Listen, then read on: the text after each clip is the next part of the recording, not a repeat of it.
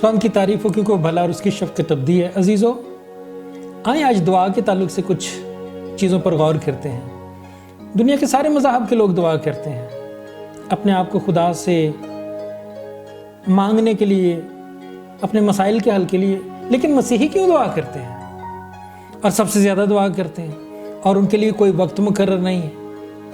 क्योंकि मसीही जो है उनको यीशु ने कहा कि तुम खुदा के बेटे हो। अगर हम खुदा के बेटे तो हमें किसी प्रोटोकॉल की ज़रूरत नहीं है। हम हर वक्त हर जगह किसी भी हालत में बगैर किसी पोज के, बगैर किसी सजदे के, बगैर किसी ख़ास रख रखाव के दुआ कर सकते हैं। कोई ख़ास लफ्ज़ नहीं हमें चाहिए, कोई मंत्रा नहीं चाहिए, कोई ख़ास रटे रटाए लफ्ज़ नहीं हमें चाहिए। हम खुदा से ऐसे दुआ करते हैं जैसे एक दोस्त से बातें करता है, जैसे एक बाप अपने बेटे से बातें करता है, जैसे बेटा अपने बाप से बात करता है, अपनी ज़रूरत बताता है, अपने बाप के सारी नेमतों का शुक्र अदा करता है। हम इस तरह से दुआ करते हैं।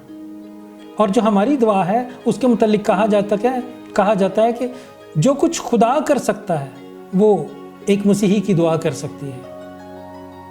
देखें ये कितनी बड़ी बात है कि मसीही के पास वो अख्तियार है दुआ के वसीला से कि वो दुनिया का कोई भी काम कर सकता है। लेकिन हर काम से मुराद ये नहीं है कि वो काम जो खुदा की मर्ज़ी के ख़िलाफ़ है, क्योंकि मसीही ऐसी दुआ तो नहीं करेगा कि लोगों को मार दे।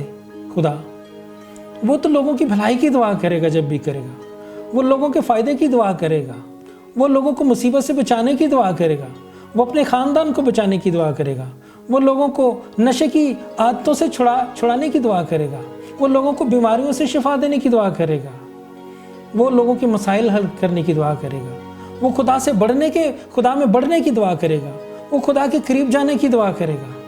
उसको किसी प्रोटोकॉल की ज़रूरत नहीं है। वो गुलाम नहीं है कि वो इजाज़त लेकर खुदा के पास जा सकता है। वो खुदा का बेटा है, एक मसीही जो होता है वो किसी भी वक्त खुदा के पास जा सकता है और अपने दिल का हाल बयान कर सकता है। क्योंकि कलाम मुक़द्दस हमें ये सिखाता है, सिर्फ अंजील मुक़द्दस, सिर्फ बाइबल मुक़द्दस हमें ये सिखाती है कि खुदा हमसे रफ़ाकत रखना चाहता है। बाग़ अदन में आदम और हवा के पास खुदा हर रोज़ मिलने आता था और उनसे लिखा कि ठंडे वक्त में वो बातें किया करता था।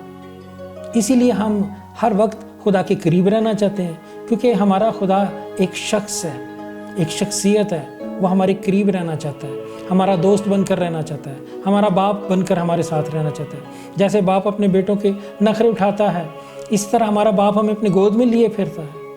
वो किसी वक्त भी हमसे बात करने के लिए तैयार रहता है। इसलिए हम किसी भी वक्त दुआ कर लेते हैं। खुदा आपको बरकत दे।